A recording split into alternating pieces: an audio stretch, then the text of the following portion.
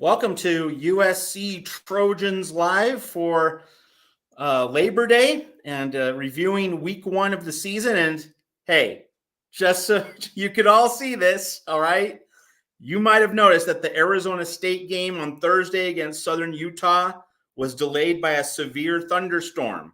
So there were downed power lines, downed trees throughout the Phoenix area, including in my backyard. I go out to the yard Friday morning to chop some branches, and one of them, whoop, right into my eye. So that's why I have the black eye. Had to get that out of the way. Did Matt get into a street fight or something? No, I just got into a fight with a tree branch in the backyard. So that was the battle that I lost. Maybe I'm doing a Clemson imitation or an LSU imitation. No, it was a tree branch that just clipping and like caught another branch from the side. So that's the black eye alert. So if anyone else wonders, that's the reason. It was a tree branch cleaning up storm damage Friday morning here in Phoenix. All right. So Tim Prangley's along here filling in for Mark Rogers here at the Voice of College Football. So obvious menu of topics to discuss. Starting with the Nevada game, then we'll go into the Pac-12 and its perfect start, and then preview the Stanford game. That's basically our menu tonight on USC Trojans Live. So the Nevada game, I think this is probably going to be the least discussed game of the whole season. It's going to be the game that we're going to forget more easily than any other, fewer memorable moments than the other. I mean, you did have Caleb Williams making that absolutely sensational play. And you had some really special moments for the defense and also Quentin Joyner as well. That's a really fun moment for him. But in the big picture, we're not going to place a whole lot of importance on this Nevada game. And, you didn't have quite as much of a spicy dialogue surrounding the defense as you did in week one. We just saw Oregon State. Oregon State's defense shut down San Jose State. So you compare that to what USC did against San Jose State. The Trojan, that shows that the Trojan defense had a lot of work to do. This week, not nearly as many problems on the defense. And if you read my report card article, which comes at you Sundays after every USC football game at Trojans Wire, better grades. But I mean, you can read the article for the details. But generally better grades for USC than the week before against San Jose State. Things got cleaned up, and Tim, you can talk about this as well. Want to get you in on this. No Mason Cobb, no Eric Gentry. So that gave a lot of other linebackers and a lot of other players more playing time. And I continue to this is the best thing I like about the coaching staff through two games, Tim. They're playing tons of players. They were treating these games like preseason games, scrimmages, however you want to call them. That's exactly the right approach. You don't want to overextend anybody. You want to give everybody meaningful reps, considerable chance of playing time to understand, how to perform in live action. It can't just be theory. You got to be thrown into the fire. Perfect time to do it. And make sure that your guys are fresh for the long haul and for the biggest games of the season, starting from mid-October onward. Love the coaching staff rotating lots of players. But with, Cobb and Gentry out, and, one would think that, if this was Notre Dame, if this was Utah, they would have been playing. But Nevada, you do not have to do that. You do not have to play them. So, an easy decision, if there's any doubt about their health, sit them out. You're not losing anything at all. You can certainly afford to do that.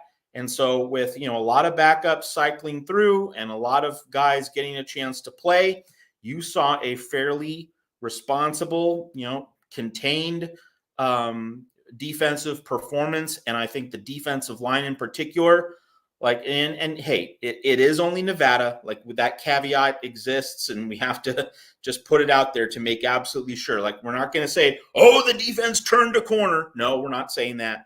All right. We're going to wait until bigger and better opponents come along. But as far as it goes, the defense shoved around Nevada. Bear Alexander, really solid up front. I mean, that defensive line, and particularly against the run. And we know how bad the run fits were in the first, for so much of last season, including early on. And in the first few games of last season, the problem was the run fits, not the busted coverages. And this year, it's pretty much the inverse. But it's good that, the run defense looks pretty reliable, pretty solid. You haven't really seen this defense get gashed the way it did a lot in September of last season. So, baby steps, but certainly I would say a step in the right direction, Tim. What are your general overview level thoughts about the USC defense's performance against Nevada? Yeah, no, that's a great breakdown of the game. And like you said about how they've treated this as scrimmages. I said, going back to the San Jose State post-game show, it absolutely looked like a scrimmage. This one kind of settled down a little bit. Not quite as much like a scrimmage as before, but you can tell it paid dividends. The fact that you had Rajon Davis getting all that playing time and Tackett Curtis coming out there, and they look great. Yes, I'm gonna pump the brakes. I realized that this was probably the worst team. Well, the worst team that we're gonna play this year against probably one of the worst offensive lines we're gonna face this year, without a doubt. Although in a minute I'm going to tell you why maybe Stanford might give them a run for their money, which is strange to say in a Stanford team. But Tackett Curtis had that unfortunate hit. Everyone's going back and forth. It looked to me like it was targeting all the way, but people are saying no, he came from the side. But the picture they're showing is the picture after his head goes this, and then his head sideways. When initially he hits, it looks like it's pretty square. It was by the letter of the law. But the nice thing to see was you had Shane Lee step in, right? He comes in. And you're 5 deep on your middle linebacker room, and he came in at a hell of a game, and he ends up leading the team in tackles with 10 tackles. I mean, that shows you the kind of depth we have going here. These guys, next man up. It's just it's not just some crazy little motto. It actually is happening, and what made that happen is these guys got a lot of time during the spring and into fall, and then that first game and then this game. And so when we lose our 2 starting inside linebackers, because that's who they are. Those are, Gentry and Cobb will be our starters this year when they get healthy. We've shown that we're now 5 deep at middle linebacker, and that makes me incredibly happy going into the year. But beyond just the defense stuff on that, I know it's early, but PFF grades, some people like them, some people don't. But USC right now through 2 games, as far as the grading, is they're at 15th, and so for overall defense, I know that we played cupcakes, but guess what? If you aren't LSU or Florida State, if you aren't Utah or Florida, you pretty much played a cupcake this week. There weren't many out there, and I'm sure actually Clemson's finding out that maybe Duke wasn't a cupcake. But most teams played cupcakes, and USC's defense so far it has answered the bell. There were 2 long pass plays, one against Domani Jackson, the very first drive, and also one at the very, very end against Anthony Beavers. You take away those 2 plays, and it's the box score looks completely different, right? I mean, we're probably talking about usually gave up 7 points to the starting lineup without our 2 starting linebackers in there. So again, I understand we played Nevada, which is the worst team, but we dominated them like we should. Yeah, and I would say this, that giving up big plays, two plays were basically San Jose, Nevada's offense. In that first half, and basically, over the course of the game, it was just about giving up a handful of big plays. But like in terms of the overall collection of snaps, very few openings for Nevada. You don't want to give up big plays, and we're going to talk a little bit about Colorado and the Pac-12 later on, and that's obviously a concern going up against Shedeur Sanders and Travis Hunter, but the number one concern going into this season, Tim, I think you would agree, it was not so much giving up big plays. Not that you want to, all right? No one wants to give up big plays on defense. Yeah. But the number one concern was opponents squeezing the clock, especially with the new clock rules. Clock runs on first downs, 8 minutes, 80 yards, 13 plays. Caleb Williams just sits helplessly on the sideline. That was the ultimate fear.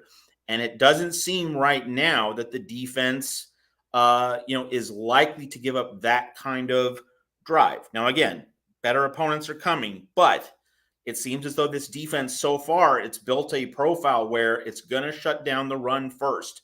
And maybe that comes at the expense of some big plays. But if that's how this season's going to go, and you're not going to see opponents unfurl that, clock chewing 7-8 minute touchdown drive, like that's good for USC. Like USC can live with a few busted coverages if you're not giving up the 7-minute, 6-minute scoring drive or the clock chewing drive in the fourth quarter. If this defense can prevent the long time consuming drives on a very consistent basis, that means many more possessions for Caleb Williams. That means many more chances for USC to score. So if you give up a 75-yard bomb, well, hey, Caleb Williams can get it right back, and you're not going to get the defense gassed because it's getting off the field. It's not staying on the field. So like if you were to pick your poison, if you were going to pick your vulnerability on this USC defense before the season began, you would say, all right, we might give up a few really long touchdowns. That's going to happen at some point to some degree, but we won't give up the clock chewing drives, as opposed to, well, we won't give up a ton of really big downfield plays, but we're going to get squeezed for these 7-8 minute drives. I would pick give up the big plays, don't allow the long drives.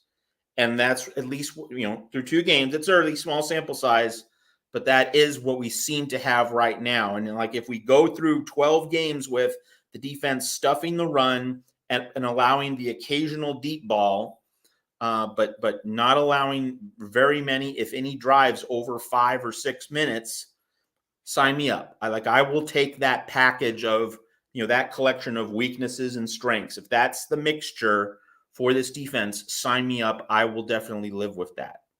Well, and that's the offense was also losing that part. So don't worry about them squeezing the clock out, because this team's scoring fast, right? They're scoring on 3 plays, 4 plays, minute 30, minute 40 on a lot of these drives for USC.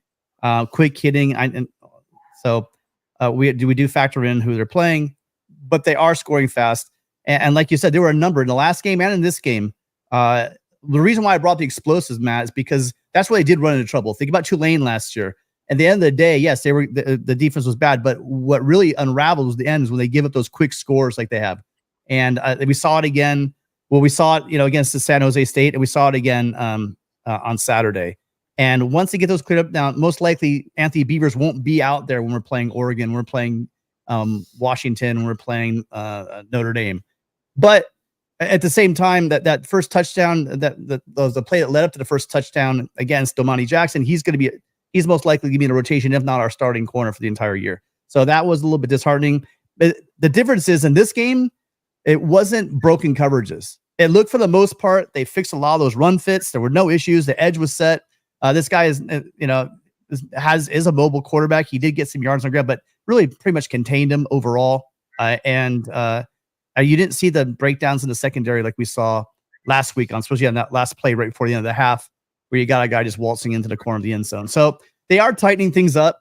The defense was stout and great. I mean, everyone's going to complain. Of course, everyone's going to complain about, the defense. But in this game, there's really not much to complain about. Again, the starters gave up 7 points, a number of 3-and-outs, and looked really tough with a lot of guys out. So it's great to see the depth.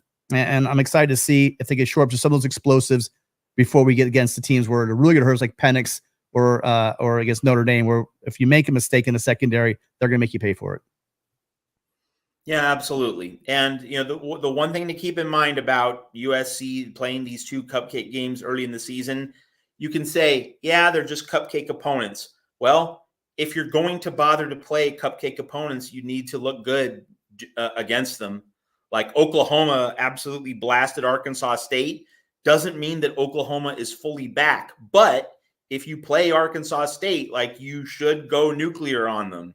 And so USC's defense, when presented with a bad opponent, played well against that bad opponent. I mean, it looked the way a defense should look against an offense of the caliber of Nevada. So it's not as though Matt, 12.3 yards a play. That's how that shows you, right? That their average run was 10 yards. That's what I mean. When you play in Nevada, you dominate like that. 12 yards a play, really? 10 yards a rush, 18 yards a pass. That's what you do against the Nevadas. And that's why, again, they passed the eyeball test on Saturday. Absolutely. So if you're going to play the cupcake, you want to look like, a team that, is, a million points better than the opposition. And USC was 52. Like that is what you should be doing when you're playing a game like that. So to that extent, it seems as though the relative to the San Jose State game, there was definite forward movement. There was definite progression, advancement heading into Stanford. So I don't think there's too much else to say about Nevada, but we definitely saw progress. All right. Yeah. So anticipated redshirts, Gixer. I don't know. I would only say that the Raleek Brown situation certainly has not gone the way a lot of us expected or anticipated. And, when we recall what happened last season is that, Brown wasn't good at finding holes and waiting to, setting up his blockers and, the decisions that he made in terms of when to cut up field, when to make various decisions wasn't all there. And I was expecting, I know that they were shifting his position from running back to wide receiver, but I was expecting this to be a real weapon, a real, maybe like a Darren Sproles type, Swiss Army knife piece that you can really deploy in a lot of different ways. And you can get Raleek Brown's speed in space as a really potent chess piece. And it's not coming to fruition. And I don't, I'm as puzzled as a lot of other people are in terms of why that situation hasn't emerged. But in terms of other red shirts, Gixer, don't really know. But I will say it's really disappointing to not see Raleek Brown emerge as a central component of this offense because, he has the natural talent. You can see that, but it's just not being absorbed. It's not being soaked up. And that's certainly considerable cause for concern. I'm wondering if it's just a duplicate piece in the offense. You have Zachariah Branch that emerged. When I saw Raleek, I thought he was going to be a kick returner, punt returner kind of guy.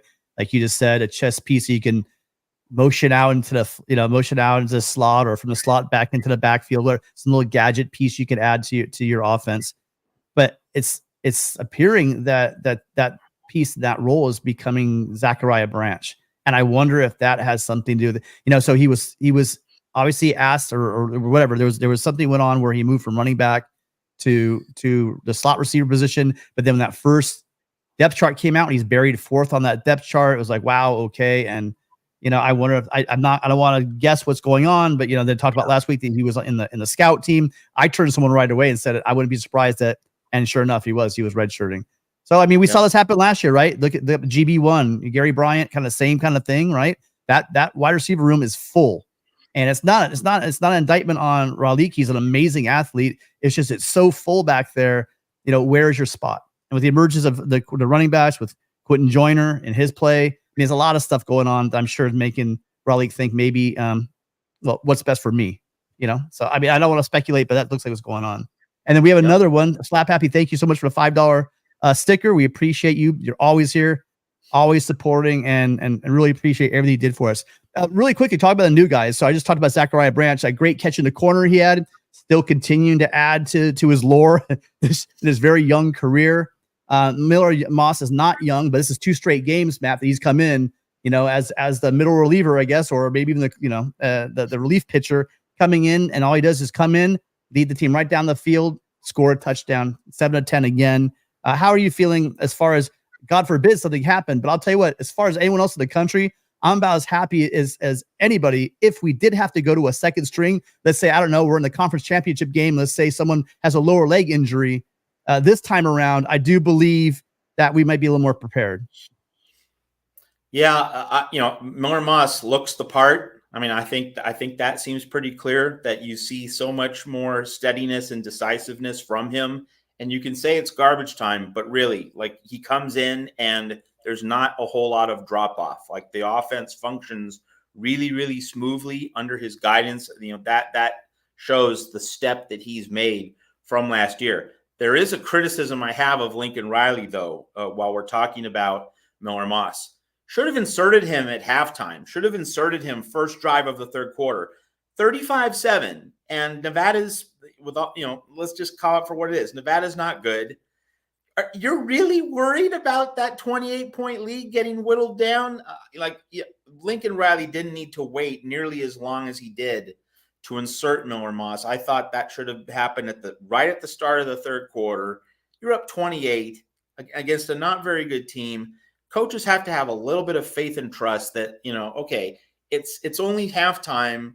We have a whole half left, but come on, we got this. We got this. And actually, that would enable them to say, hey, defense, let's make sure to protect this lead. Let's help Miller Moss ease into this game.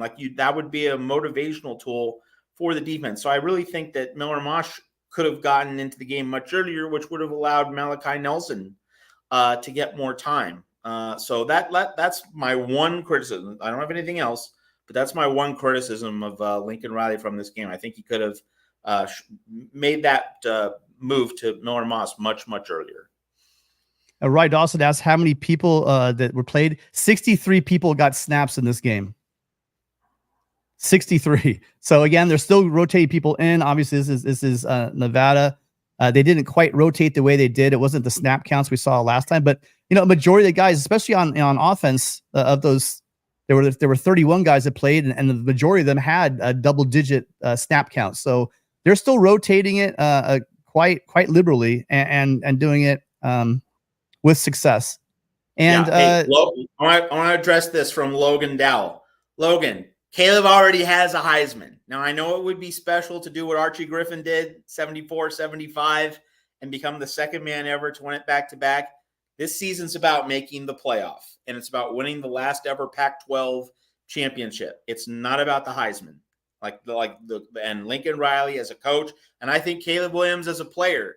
They're not thinking, I got to win the Heisman this year to make my USC career complete before I go to the NFL draft and become the number one pick in 2024. No, this is about rings.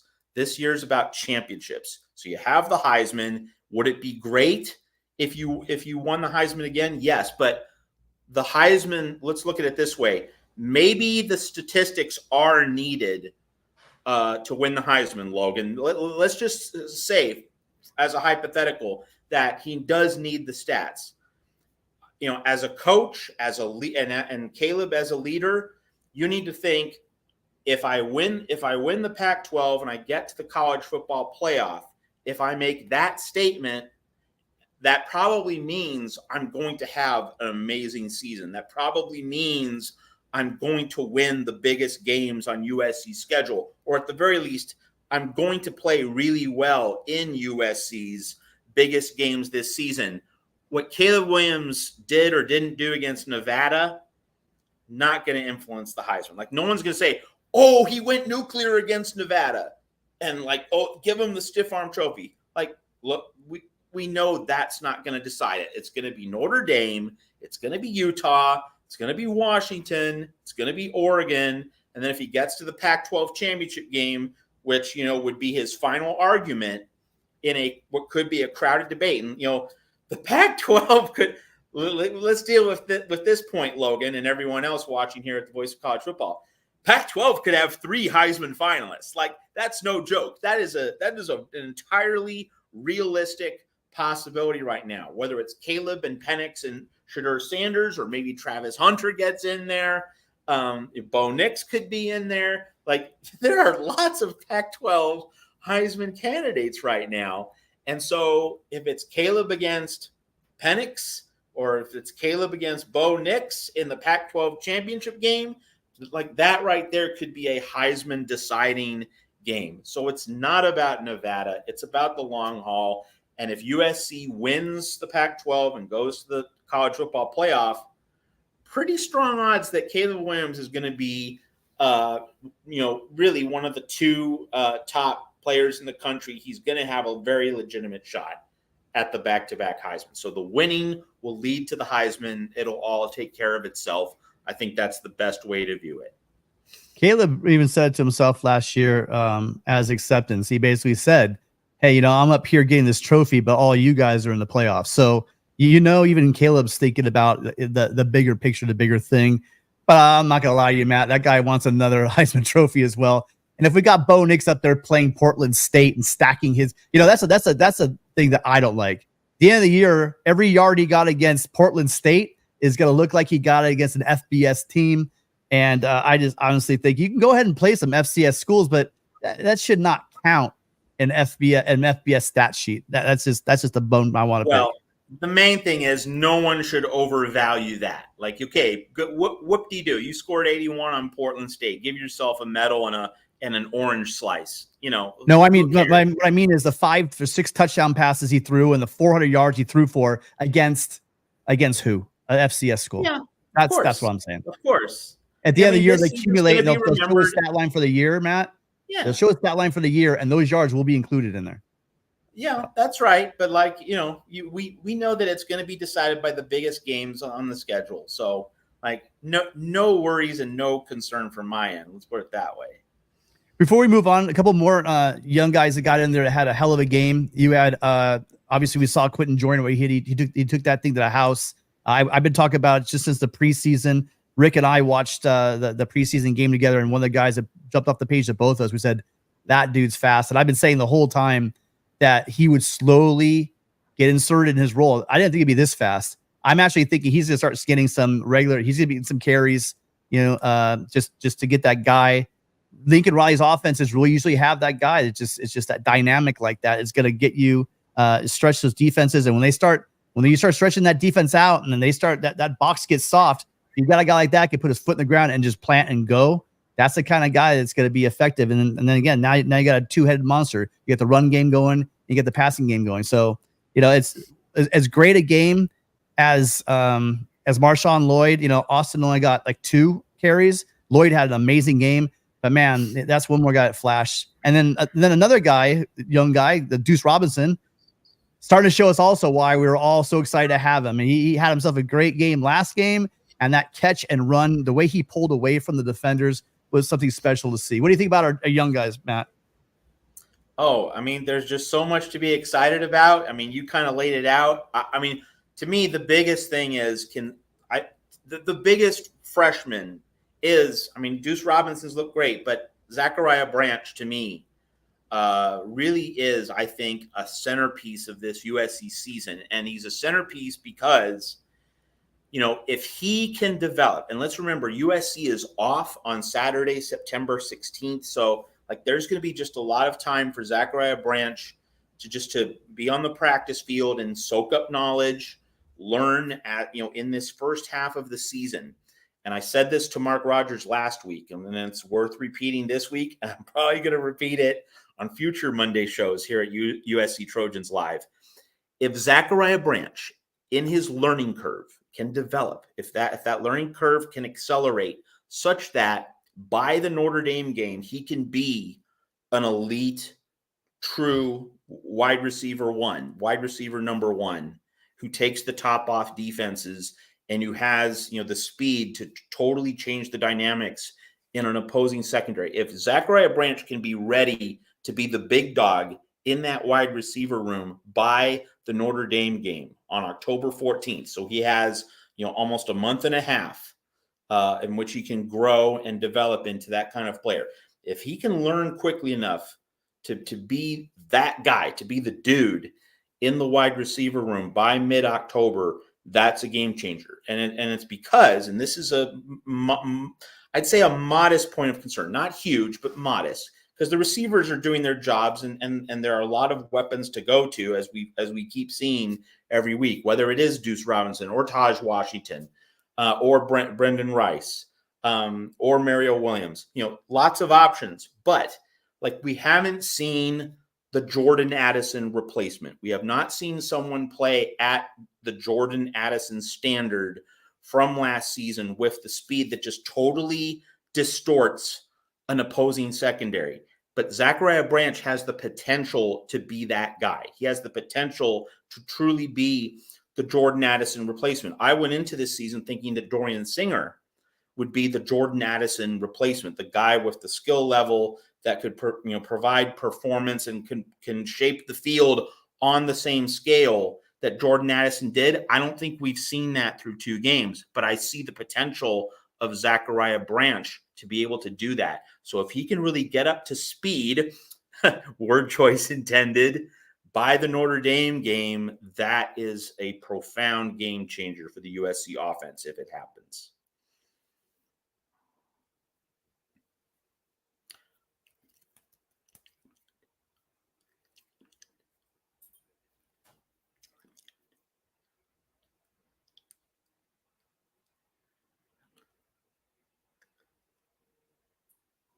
Sorry, my bad. There you Yeah, go. sorry, no doubt about that. I'm sorry, I've been having my wires pretty much messed up over here. There's flipping over to the defense side of the ball it's no question why we saw the staff so high and excited about Elijah Hughes from the East Coast. Brought him over here. He just the guy gets off the ball so quickly, so strong, so powerful, into the backfield. He's been a disruptor, but it was nice also to see Braylon Shelby really shine today. This guy is massive. If you're watching, he won the all get off the bus trophy, getting off the bus trophy. This guy is massive. He's huge. But not only that, he's got length, he's speed, he's got bend. He gets to the quarterback, and he got that strip sack that was actually popped that ball up in the air, and you had Stanley grab it and house it. So that was really nice to see. But again, in that game, we're seeing like a true scrimmage as it was. It's almost like a spring game, Matt. We've had 3 spring games this year, and we got to see these freshmen really show out, right? That's usually reserved for the spring game. That's why people go to the spring game. It's going to be vanilla, but you get to see those young guys shine.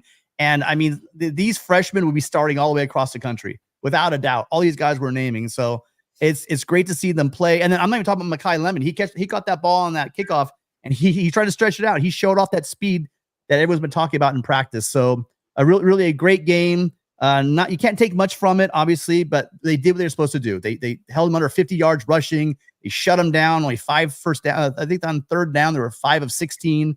They're doing exactly what you said. They're not getting the turnovers, but they are getting the guys off 3 and outs, like you said, and getting the ball back into the offense, which is their job.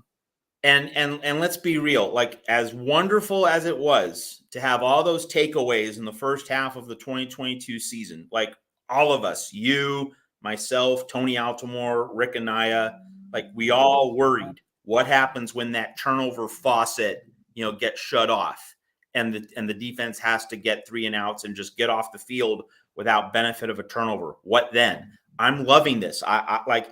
Do I want interceptions, takeaways in big moments like Corey Foreman against UCLA? Of course I do. No one wouldn't want it. No one's going to turn that down. But at USC, this defense needs to be a defense which can prove that it can get off the field without the benefit of a turnover. I mean, and there are so many good quarterbacks and offenses that USC is going to meet in the Pac-12. Also Notre Dame with Sam Hartman, as you alluded to.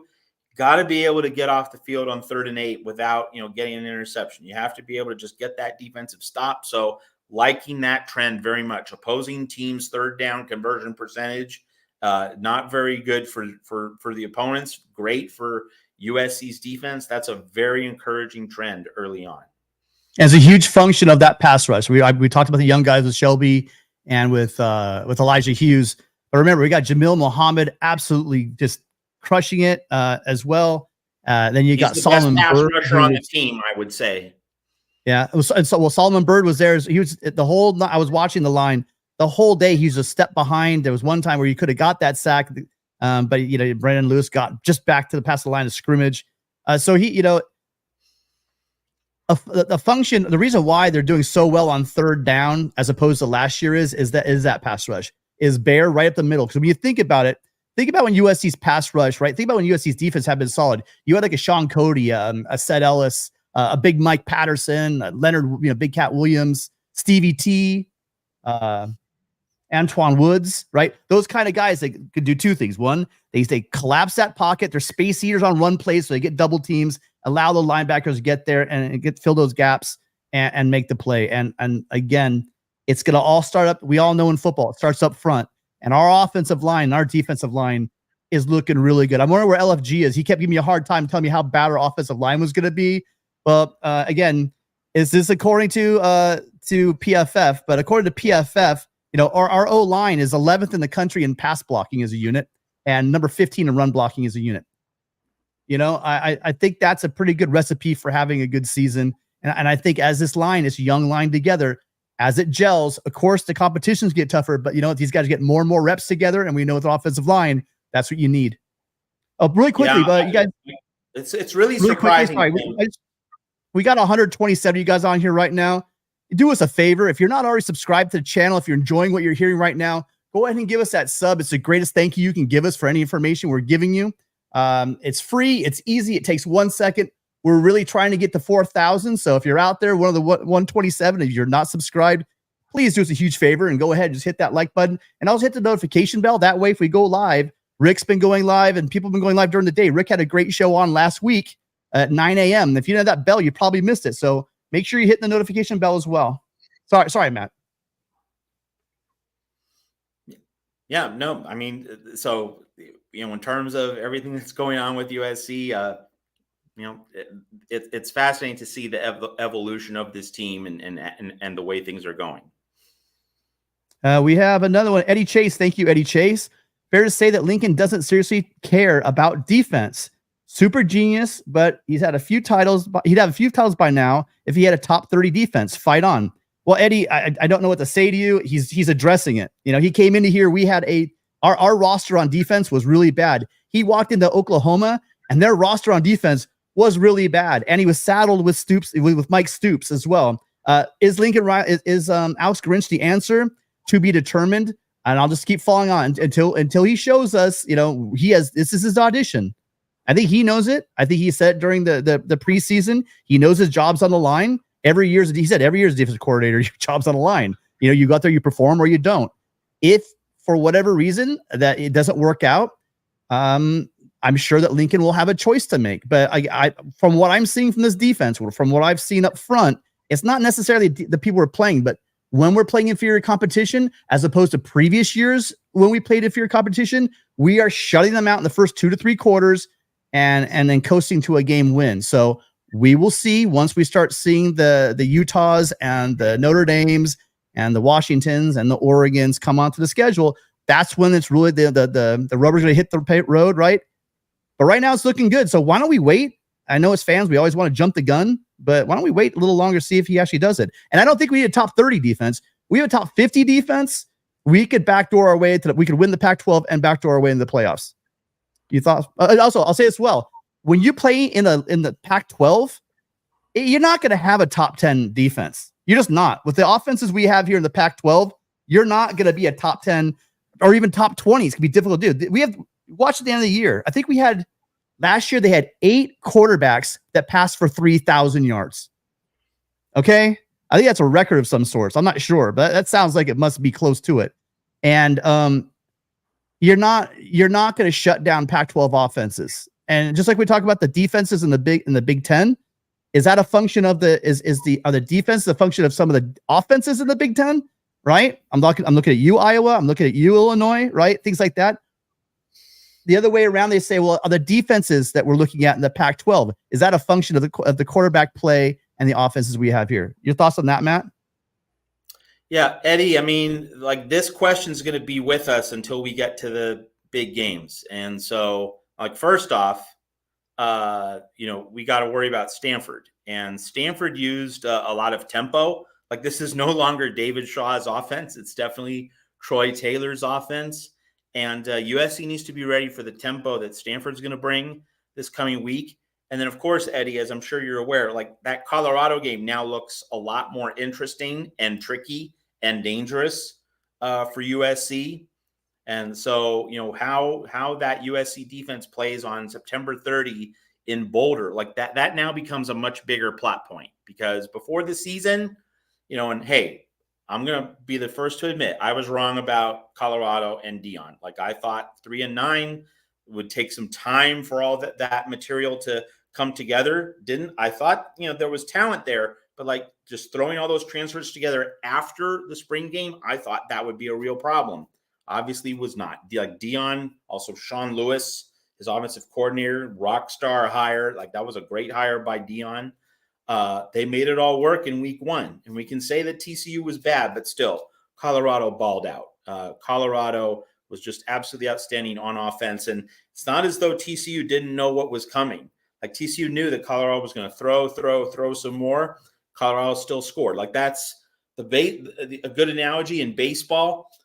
I'm going to throw a fastball right down the middle, and I'm going to see if you can hit it. And so Colorado was throwing its fastball right down the middle, 100 miles an hour. TCU couldn't hit it. That's basically what Colorado did. And you just have to compliment Colorado on how quickly all this has come together. I think Colorado beats Nebraska. And I think Colorado is probably now a 6-win team. That's my revised outlook for Colorado after week one. That instead of being 3-9, it's probably a bowl team. Because Deion was able to get this thing fixed much sooner, or maybe not fixed, but he was able to improve it by a large order of magnitude much sooner than I and a lot of other people thought. So USC going into Boulder, that's now a much more interesting plot point. And we'll learn a lot about USC's defense on that day, especially since, as we've talked about, busted coverages, allowing big plays has been the main weakness of the defense. Colorado doesn't run the ball, or at least it didn't against TCU. It's all about the downfield pass. And so far, USC has shut down the run. The passing game has been more of a concern. There you go. With Sanders and Travis Hunter, playing pitch and catch, that's going to be a really interesting test for that USC defense. So, coming off the Nevada game and before the Stanford game, we don't have to litigate the Alex Grinch defense question. That's going to be litigated plenty of times, especially, I think, starting with Boulder and then October 14th in South Bend. And then we can all check back in and see where the defense is at that point in time. And this is good. And so I talked about this on the show last night with Ben and the guys at the After Dark show. Travis Hunter did 141 snaps. Okay. Couple things. You cannot do that for 12 games. That's number one. No. No way. Number two, that was at sea level. When SC in very hot weather. But I'll take hot weather over thin air. And even though he's training, he's up in Boulder. The human body and your heart and your circle, your whole body doesn't function that way. And if he thinks he's going to get 141 reps, and USC is going to be a lot tougher game than they've faced, and probably will have faced until that point. They play Oregon, I believe, before us. Yeah, but if anyone thinks that he could do that at altitude, I got a bridge for sale as well. So yeah, and just to briefly look at that USC Colorado game, the fact that Colorado plays Oregon the week before, that's going to take a lot out of Colorado. Like the double stack Oregon and USC back to back. Colorado is going to have a hard time filling up the fuel tank all the way after playing Oregon, or at least assuming that the Oregon game is competitive into the fourth quarter. It's going to be hard for Colorado to fully regather for the USC game, whereas USC is at Arizona State. And if you're ranking the 12 Pac-12 teams after week one, it's unanimous. Arizona State is number 12. There's no debate about it, with Cal looking decent and with Stanford looking solid against their opponents. There's no question. Arizona State is the worst team in the Pac-12, at least right now. So USC gets that game as the lead into Colorado, whereas Colorado has to go to Eugene and Autzen Stadium. So that's a detail to keep in mind. That's definitely something in USC's favor. Question. Well, not question. Is a comment here from Roy. We had a wide receiver transfer. I think he's talking about CJ Williams transferred to Wisconsin. They run 65. How does that happen? CJ Williams was a stud, balled out completely at modern day. Came to USC, absolute skill. But have you seen our wide receiver room? This is not an indictment on guys like Gary Bryant Jr., on CJ Williams, on Kyle Ford. It's just a very full room. These guys are making, these are young men, are also businessmen, and they're making business decisions. And all these guys have a shot at the NFL, and I think they've all made the right decision. That's how it really happens. And then unboxing, reviews, and more. Travis Hunter is on a different level. You're right. He's almost on Zachariah Branch's level, and he's getting kind of close to Caleb Williams. But he's not on their level, in my opinion. So let's stop the hype train. Okay, he's not that good. Well, I derailed us. I was astounded by what Travis Hunter did, but that having been said, Chandler Morris of TCU is no Caleb Williams. Let's put it that way. Yeah, good point. Yeah, I don't think anyone in this room's trading. Would you trade Travis? Would you trade Zachariah Branch for Travis Hunter? Anybody in this room? Go ahead, please make a go ahead and comment here if you want to be on record saying that you'd rather have Travis Hunter than Zachariah Branch, probably our 10th Heisman Trophy winner in a couple of years. So I've totally derailed the show. I'm sorry, Matt. We're almost at our not hour. At all. And We're talking about meaningful topics. It's all good. Let's move into Stanford. SC's playing Stanford next Saturday. They had a win against Hawaii. All of us guys on the Pac-12 show, we picked wrong. We took Hawaii in the points. Stanford emphatically proved us wrong. It was the Ashton and Daniels show out there in Hawaii, throwing the ball all over the place. Ashton Daniels had an amazing game, 25 of 36, 248, and 2 touchdowns. He also had 11 runs for 42 yards. This guy he can beat you with his feet if he needs to. His top target is you'll see a lot in the game. Tight end number 84, Benjamin. I looked up the pronunciation. The guy was saying it wrong on the telecast on the Pac-12. It's Jurasic, and 6'5", 225. This guy was a 4-star. He had offers from Notre Dame and a number of Pac-12 schools, so he could hurt you his feet. And a lot of guys, if you keep up on with the recruiting, you guys remember the name John Humphreys. USC was in for him. 6'5", big guy, big receiver. He's also going to be. So we're going to be challenged. Our secondary is going to be challenged by 2 6'5" receivers next week. We're going to see them probably try to do the old Utah on us. It'll be interesting to see what our secondary can do. What are your thoughts on Stanford, Matt?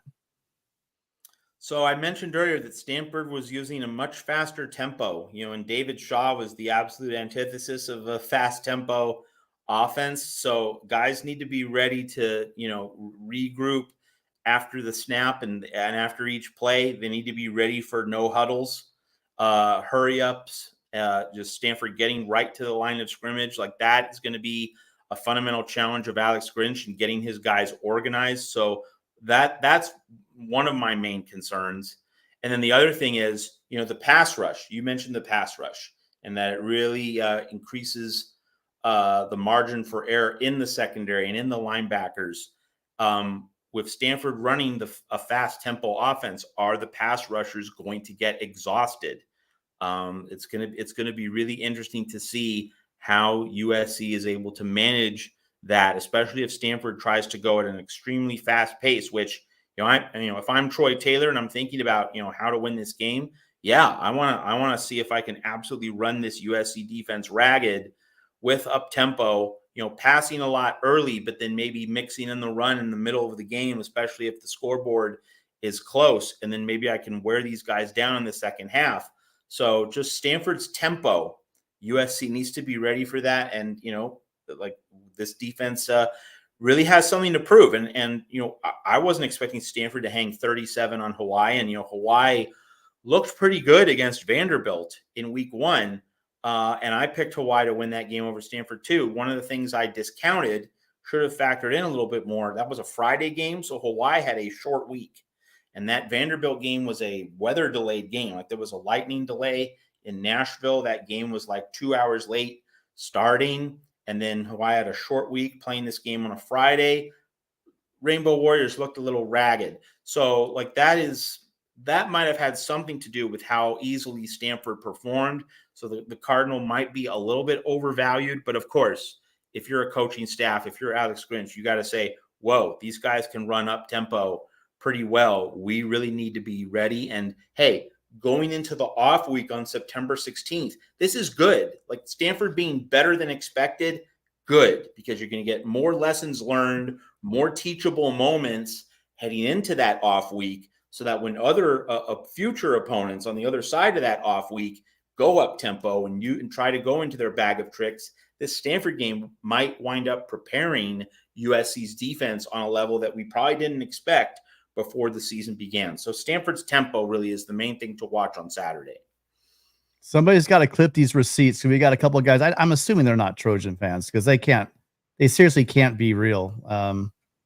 There's no way these guys actually believe that. But hey, listen, we're all entitled to be wrong. So feel free, knock yourself out. So we talked about the passing game. You got Filkins and Smith. Remember, Smith is the son of Emmitt Smith. You will see that familiar 22 on his back. He got injured, if you remember, early in the game last year when the hitman Williams put a smack on him, knocked him out of the game, knocked the ball loose. And he ended up, unfortunately, missing the rest of the season. But he's back and actually got a touchdown to goal line this week. Filkins picked up on a 45-yard run, but then he went 5 carries for 22 yards the rest of the game. Their big problem is going to be their pass blocking. Most in particular, according to PFF, their center graded out at 25.5 in pass protection. So we know a little bear in town. Bear Alexander is probably licking his chops right now with this line. Generally, we always have known Stanford to be that beast of an offensive line. I just going off of their PFF right now, it's one game, small sample. But they're really low when it comes to their blocking. They're graded out very low this year against Hawaii, and Hawaii is not exactly known for their front seven, their pass rush. So it's like ringing the dinner bell for Bear and for Jamil Muhammad and the guys. It's going to be those guys will be in the backfield probably as much as Filkins and Smith. So it'll be interesting to see if you can keep, if Stanford can keep Daniels on his feet very long in order to throw those balls down the field to Urisic and Humphreys.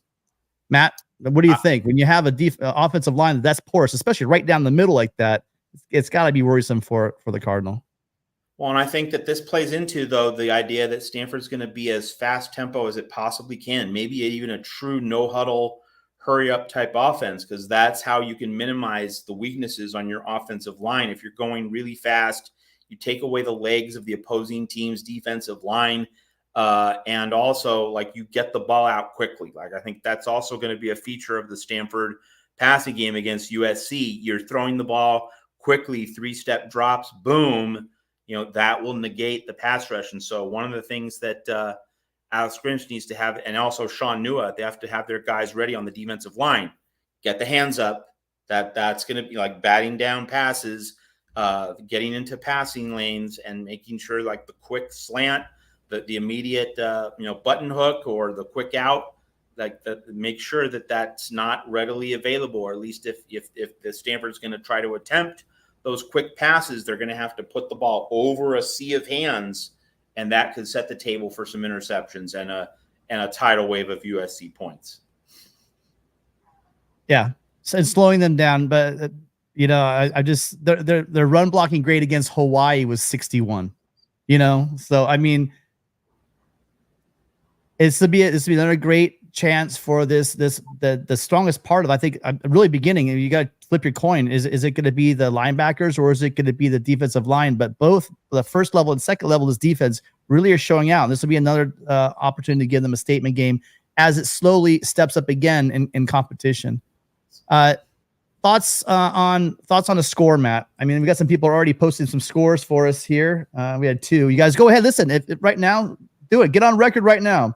What do you guys think this score is going to be? USC is right now cruising in those the high numbers. We went to a high water mark. We matched that 1929 score. USC put 66 on Nevada like they did back in 1929. How many points do you think they hang on the Cardinal this year? In terms of predicting the score of a USC game, let's just recall, folks, and I mean, this is not a don't even say it. But it's always worth, keeping tabs on these kinds of things, right? Like just as an aside, like what's the over under going to be in the USC Colorado game? That like everyone's already talking about that. But just for the record, the over under in the first 2 USC games of the season has been 66.5, and the total score has reached 80 points or more in each of those 2 games. So if you're looking for a score, go higher.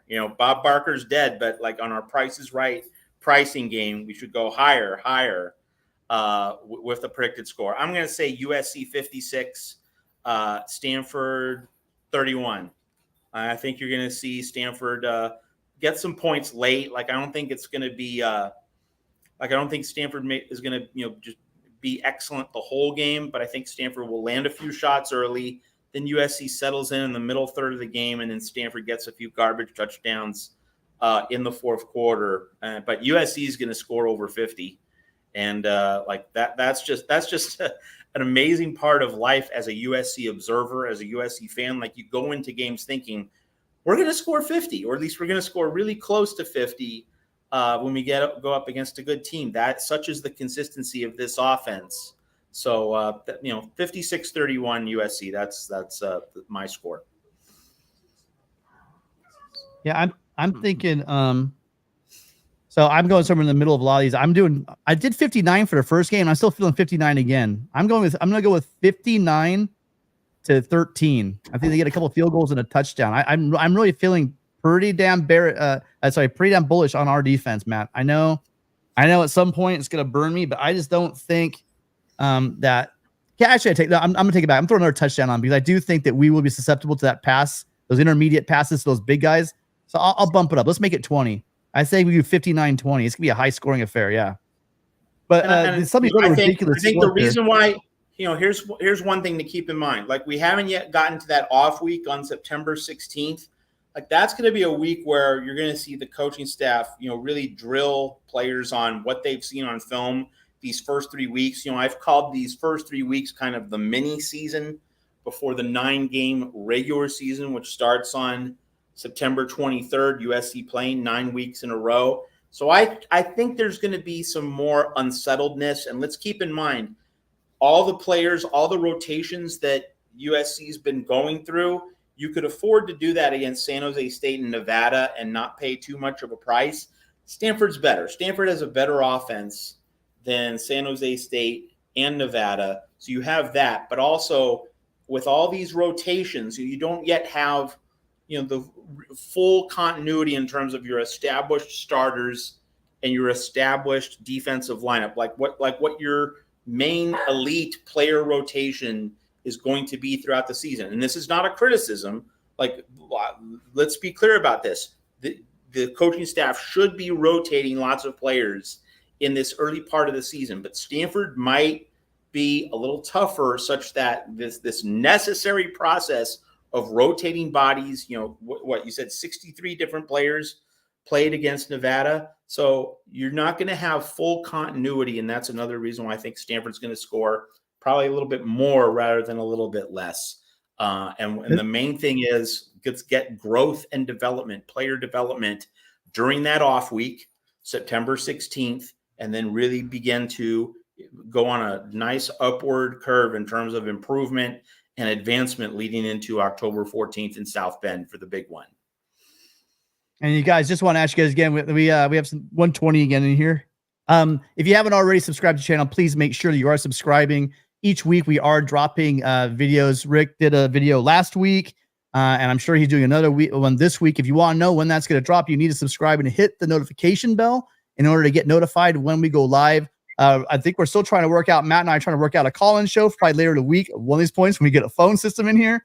So make sure you are joining the channel. We are trying to rush for that 4,000. So if you've enjoyed the show at all, the best way to let us know that you like the content we're providing is just to simply hit that like button, subscribe, and notify so you don't miss any of our videos coming up. And I told you guys I would. So let's just get a couple trolls. We're an equal opportunity channel. We're going to put the trolls up here. I'm going to go with Oklahoma fan, or I don't know, maybe UCLA fans.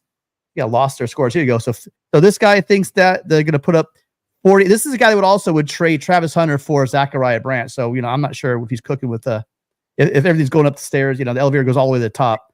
He thinks the USC's giving up 48 points to Stanford. And there was another one in here somewhere. Oh, and then this guy thinks that USC's going to score 27 points, or maybe it's 17 in the upset. I'm not sure. But that's one of the weirder numbers I've seen in a long time. If USC scores under 30, I'm going to run for president of the United States in 2024. Yeah, it's highly unlikely on that. And then on defense side of the ball, you guys, their linebackers look great against Hawaii. They're the ones that popped out to me. Both of them, Lance Kenley and David Bailey. David Bailey, again, if you guys are a recruit, Nick, a couple years back, he was a hot name. Edge rusher USC really wanted badly. Stanford went up there and stole him. He was number 34 player in the country, number 2 in California. I mean, everyone offered this kid, he's everything you want in that edge rusher, right? He's long, he's athletic, got great bend, explosive, like freakish numbers athletically, a huge motor. And he's going to be all over Caleb and the running backs. Caleb will not be able to slip this guy. This is one guy that might give him some trouble. It's not going to look like he's not going to be like the Notre Dame team last year, look like they're on ice skates, right? This guy, if he gets to the backfield, Caleb better make a quick decision to get rid of that ball. And I'm hoping he does. So he has a perfect combination of strength, size, and speed that you want that might give him trouble. And also, he's a pretty good tackler. I mean, even in space. So if he gets back there, Caleb better get rid of the ball. Matt, any thoughts on the Cardinal defense? I would just say in general that if Caleb Williams has a few slip-ups, this might be the perfect game to have those slip-ups because, like going into this off week, and I know I keep harping on that, but everyone having some teachable moments going into that off week could really be beneficial. So, like, obviously, you don't want to make a mistake that imperils the game itself. But if, USC has a nice working margin, a substantial scoreboard margin, and a few mistakes are made on each side of the ball, it might be the perfect, like, coach's recipe. Like, coaches in an ideal world, they'd want their team to play the absolute best it can. But coaches also love games in which they win, but they still get a lot of mistakes on film so that they can really get players' attention, make sure they're focused. And so, just to reiterate, like, I hope Stanford does provide much more of a test than what USC's had the first 2 weeks. And then because of that test, USC can then go into that off week. The coaches can coach these guys up a lot more, and the players can learn a lot more heading into the Colorado game, particularly on the 30th, and then that Notre Dame Utah swing in late October heading into November. So, I in terms of like the long view, I like games in which you win when you're not playing your best, when you win with a little bit of an ugly twist. Now, you don't want that to become the norm. You don't want that to become a regular every Saturday thing. But I think this Stanford game, if it's significantly more of a test than what we've seen against San Jose State and Nevada, that could be very beneficial long-term for USC and for this team's development over the full course of the year. Yeah, and really quickly, just another, we're going to talk about time. We're running out of time, but Matt and I did want to discuss just the historic week we had here in the Pac-12. But before I just want to point out a couple shows we have coming up this week. I told Mark I would do this. Make sure you guys are tuning in after every post-game show here on the Voice of College Football USC. We will have a post-game show with me and Tony and Rick every week, as well as, where did I put it? As well as you're going to have on Wednesday, we have the Pac-12 chat show where we break down all. It's going to be a great one this week because we're talking about 13-0 in the Pac-12. So we'll be doing that and looking forward to this week's making our predictions as well. You can do that. That's with LBC and Tony and Chris and myself. And then who knows? I know also that Rick's probably going to be dropping another video this week. So again, you got to hit that notification bell to find out when that's going, and possibly a call-in show at the end of the week. So tune in for that. So Pac-12, great week. USC started off going 1-0 for the Pac-12, and now we're 13-0. Matt, what are your thoughts on the historic start we have to the very final season? Yeah, so I think just from a USC standpoint, let's just start with the USC angle first.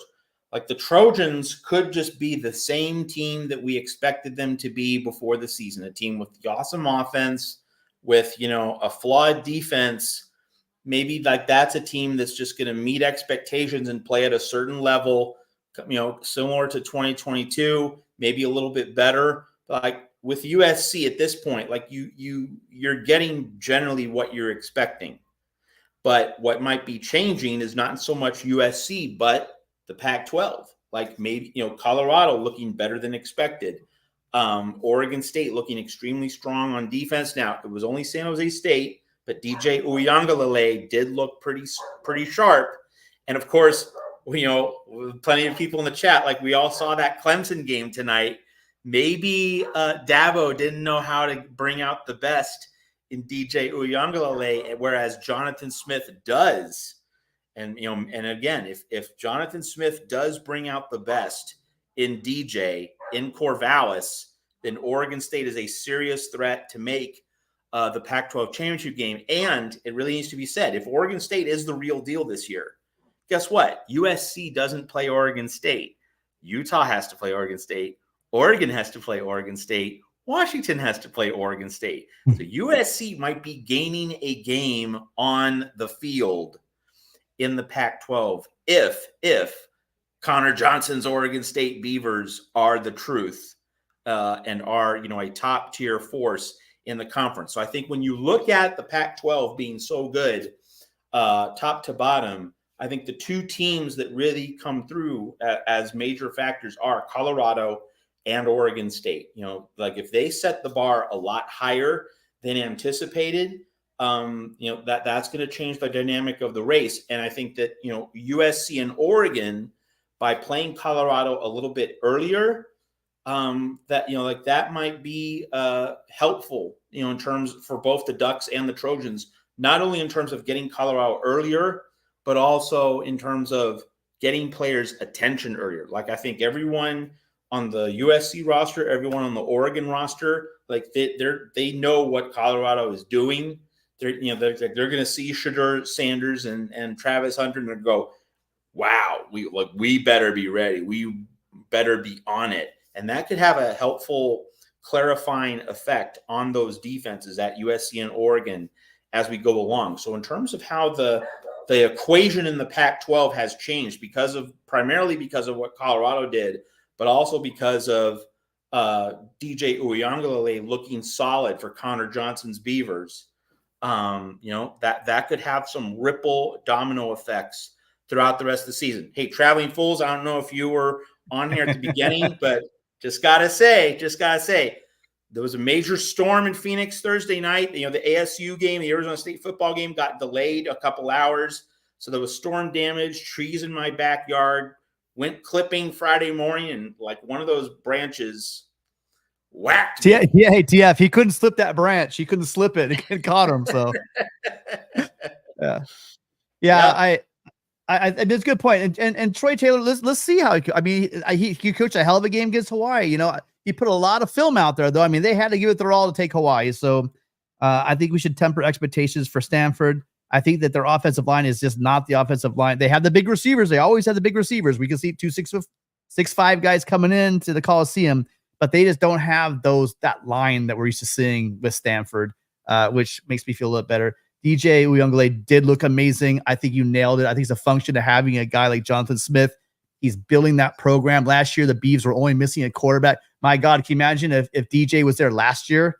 It's pretty safe to say USC might not have come away with that win up at Reser if he had been playing there. I think they're gonna be something, and I like the fact you're saying we missed them this year, and I think they'd actually be solid. But going back to that San Jose State game, they gave up 10 points to San Jose, and I'll tell you what, they could have probably put another 10 to 14 if Nash is a local kid. I forgot where he's from, but he's from Orange County. He came out and balled out against USC, like 9 catches for 139 yards and 3 touchdowns or 2 touchdowns. He was playing just like it happens all the time in the Coliseum. These kids, they wanted to be Trojans. A lot of them, not all of them, but a lot of them. And when they come to the Coliseum, man, do they ball out for the family and just for their own pride. So, that score, USC won by like 25, and I think Oregon State won by 24. That's the way it turned out in the end. And I do believe that San Jose State left some points on the board because Nash was the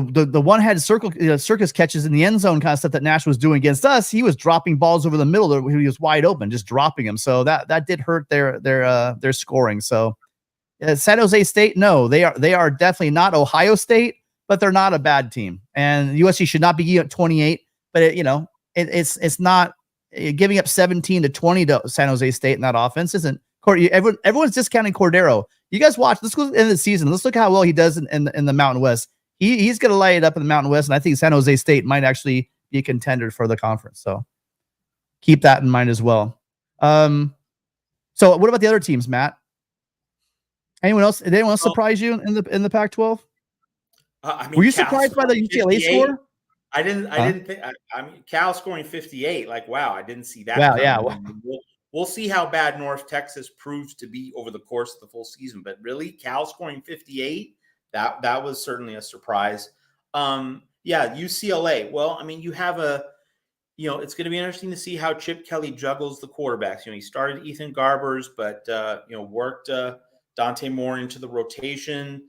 Obviously UCLA has a relatively soft next few weeks in non-conference, I believe. So like there's time to kind of mix and match the various pieces before UCLA's schedule gets really tough with the Utah road game and the other tough games a month into the season. So, now Chip Kelly knows a lot more about football than I do, but if I was Chip Kelly, I would say, hey, let's give the keys to Dante Moore, learn on the job, go through some rough periods the next few weeks in games where he still should be able to win, even if he makes a few mistakes, and just let him try to evolve into being the guy. I don't think you gain a whole lot from having Ethan Garbers gobbling up snaps that could be going to Dante Moore.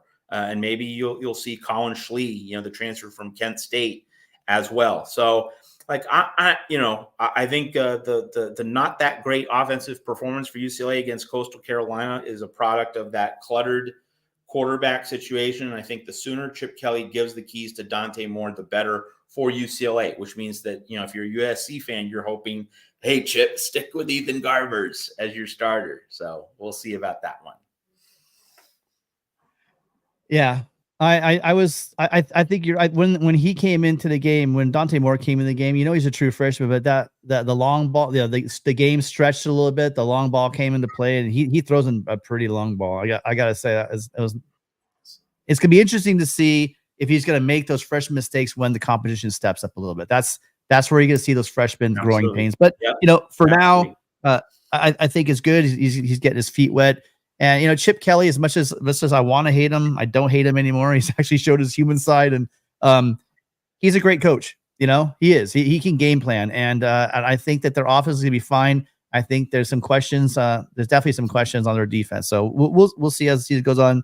And I think you're right. I think it's the game is that their season is probably going to be hinge on the fact how fast can Dante Moore come up to Division I football game speed. And if he could do that within a couple of games where they hit the Midas order, they're definitely good. If not a player for the conference, they're definitely gonna be a spoiler. I could absolutely see them being a spoiler team for sure. Totally agree.